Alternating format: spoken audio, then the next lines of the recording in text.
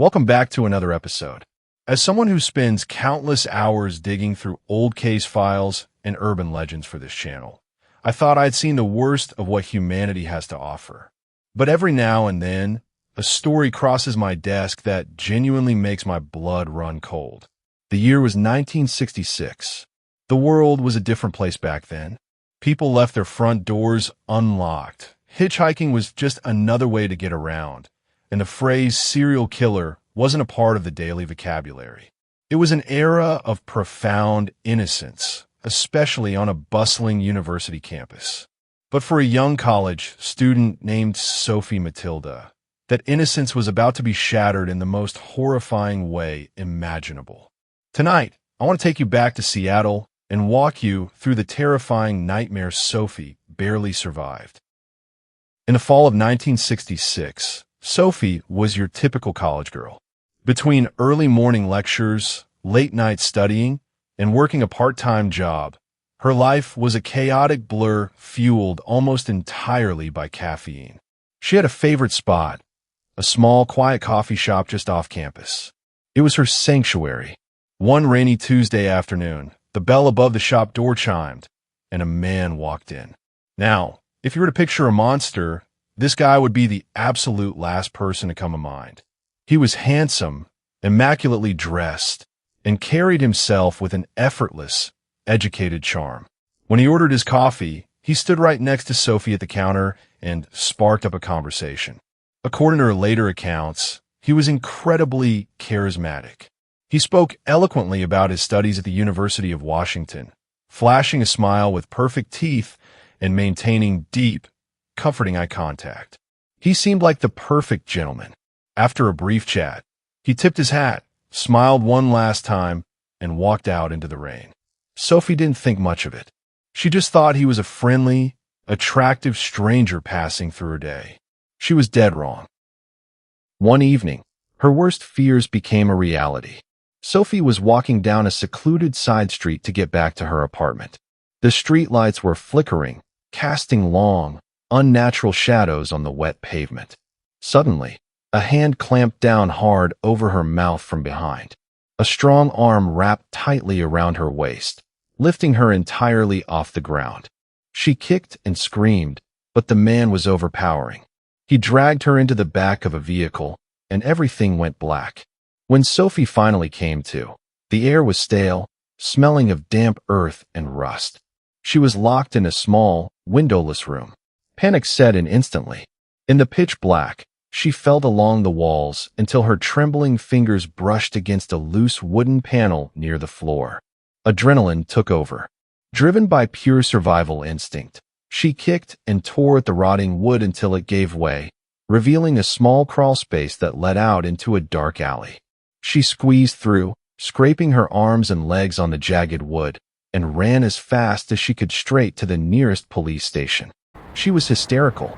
She gave the officers every detail she could remember, but when they went back to search the area based on her description, they found absolutely nothing. No hidden room, no physical evidence, no man. It was as if he had vanished into thin air. Without a solid lead, the police had nothing to go on, and the case went cold almost immediately. A week went by. The police assured Sophie that it was likely a crime of opportunity. They told her the attacker had probably moved on, terrified by the heat of an active police investigation.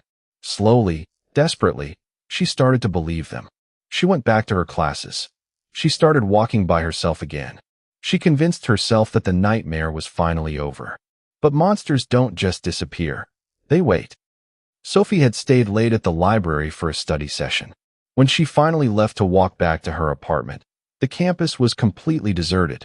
A thick, icy fog had rolled into Seattle that night, muffling the usual sounds of the city. About halfway home, she heard it. Click, clack, click, clack. Footsteps. Slow, deliberate footsteps echoing against the wet pavement behind her. She quickened her pace. The footsteps sped up to match hers. Sophie didn't bother looking back. She broke into a full, desperate sprint. The chase was on, and it was terrifying. She sprinted through narrow alleys, knocking over trash cans to slow him down. her lungs burning as she gasped for the freezing night air. But her pursuer was relentless. He was incredibly fast, and he knew the dark streets better than she did. Just as she rounded a corner near the edge of the industrial district, he lunged out from the shadows. He grabbed her violently by the hair, throwing her roughly to the ground. Her head slammed against the concrete, leaving her dizzy and disoriented. He didn't say a single word. He just grabbed her by the collar of her heavy coat and began dragging her toward a massive, looming structure, an abandoned warehouse. He dragged her inside the pitch-black building. The smell of dust and decay was overwhelming. Sophie knew, with absolute certainty, that if he got her deep inside this building, she would never see daylight again. As she thrashed on the ground, her hand brushed against something cold, heavy, and metallic hidden in the rubble. An old iron pipe. She gripped it with both hands. She waited, playing dead for just a fraction of a second, until he reached down to grab her arms again. Then, with every single ounce of strength left in her battered body, she swung the iron rod upward. Crack! It connected squarely with the side of his head. He let out a sharp gasp and collapsed onto the concrete floor in a heap. She didn't wait to see if he was breathing. Sophie scrambled to her feet and ran blindly into the fog, not stopping until she burst through the double doors of the downtown police precinct, covered in dirt, blood, and sobbing uncontrollably. The police dispatched a half-dozen cruisers to the abandoned warehouse immediately.